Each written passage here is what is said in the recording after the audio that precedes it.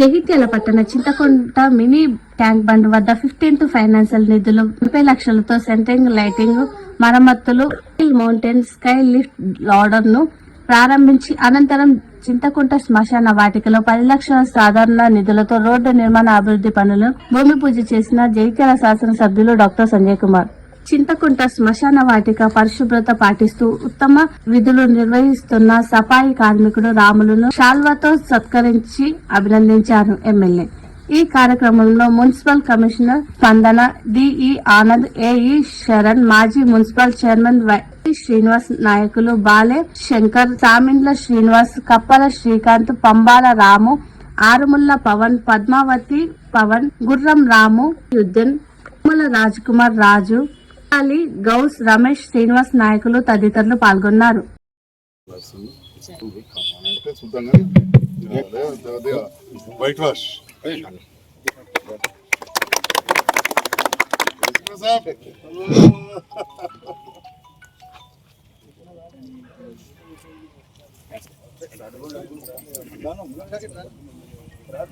ఇంత మంచిగా చెప్తాడు.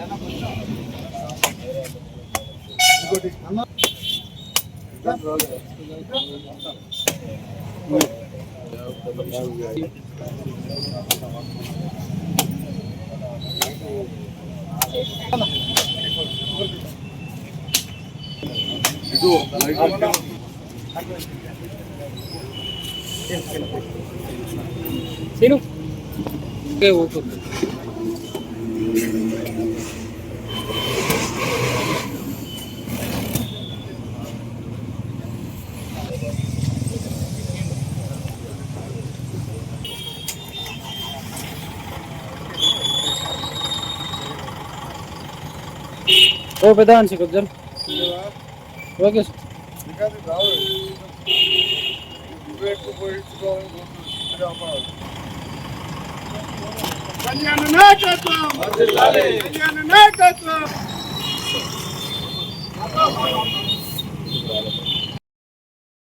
కొనుగోలు చేసినటువంటి ఈ స్కై లాడర్ వెహికల్ ప్రారంభోత్సవానికి విచ్చేసిన గౌరవనీయులైన ఎమ్మెల్యే సార్కి అండ్ అలాగే అయితే ఈ స్కై లాడర్ వెహికల్ మేజర్ గా అయితే మనకి ఇప్పుడు ఈ లైట్స్ ఫిక్సింగ్ టైంలో చాలా వరకు మన ఎలక్ట్రీషియన్స్ కొన్ని ఇష్యూస్ ఫేస్ చేయడం జరుగుతుంది, పోల్ సైజ్ అనేది ఎక్కువ ఉన్నప్పుడు. సో అట్లాంటి టైంలో ఖచ్చితంగా ఇది వాళ్ళు యూటిలైజ్ చేసుకోవచ్చు, దానికి ఒక మంచి స్కోప్ ఉంటుంది దీనివల్ల. అంతేకాకుండా మా వన మహోత్సవం కార్యక్రమంలో భాగంగా బ్రాంచెస్ కటింగ్ కానీ మిగతావి ఏమున్నా కానీ ఎన్విరాన్మెంటల్ ఇంజనీర్ గారు తన సిబ్బందితో కూడా ఇటు వెహికల్ ని యూటిలైజ్ చేసుకొని చాలా ఇష్యూస్ ని కూడా ఈజీగా రిజాల్వ్ చేసుకోవడానికి అవకాశం ఉంటది. సో ఇట్లాంటి వెహికల్ ని మన పురపాలక సంఘంలో మనం ఇప్పుడు ప్రారంభించుకోవడం నిజంగా చాలా మంచి విషయం. సో ఈ కార్యక్రమం అదే విధంగా నెక్స్ట్ ఇంకొక 11వ వార్డు మనకి గ్రేవ్ యార్డ్ లో కూడా ఒక రోడ్ వర్క్ అనేది మనం ఈ రోజు స్టార్ట్ చేసుకోబోతున్నాం. సో అలాంటి అభివృద్ధి కార్యక్రమాలన్నింటి గురించి కూడా ఇప్పుడు గౌరవ ముఖ్య అతిథి గారు ప్రసంగిస్తారు. చాలా మంది వివిధ కులాల వారు, ముఖ్యంగా హిందువులు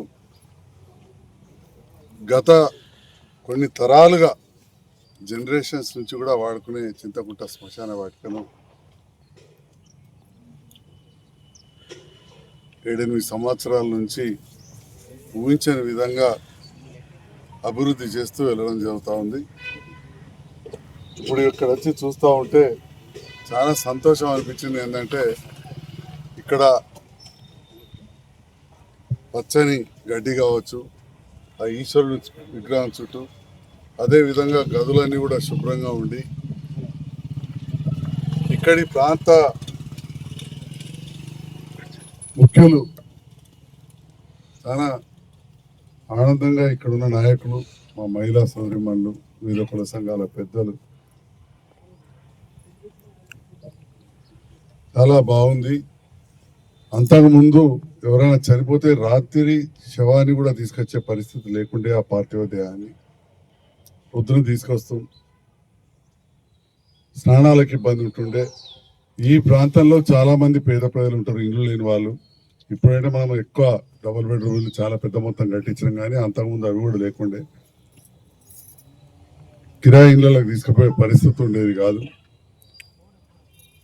అన్న సందర్భంలో ఇక్కడ మంచిగా కర్మ చేసుకునే వరకు ఉండే విధంగా, అదేవిధంగా పక్షికి పెట్టడం అట్లాంటివి కూడా హిందూ సాంప్రదాయంలో చాలా కులాలలో ఉంటుంది.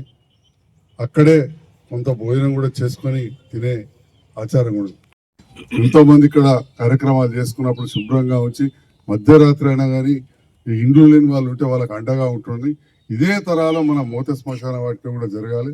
అదేవిధంగా గొల్లపల్లి శ్మశాన వాటికలు కూడా చిన్న చిన్న పనులు మిగిలిన అక్కడ కూడా ఒక 5 లక్షలు పెట్టి పూర్తి చేయాల్సిందిగా కూడా నేను ఈ సందర్భంగా కోరుతూ, మోత శ్మశాన వాటిక అయితే చాలా బాగుంది, కానీ అది మెయింటెనెన్స్ ఒకటి చూసుకోవాలంతే దాంతో. అదేవిధంగా ఇది ఇస్లాంపురాలో హిందూ శ్మశాన వాటిక, మా ముస్లిం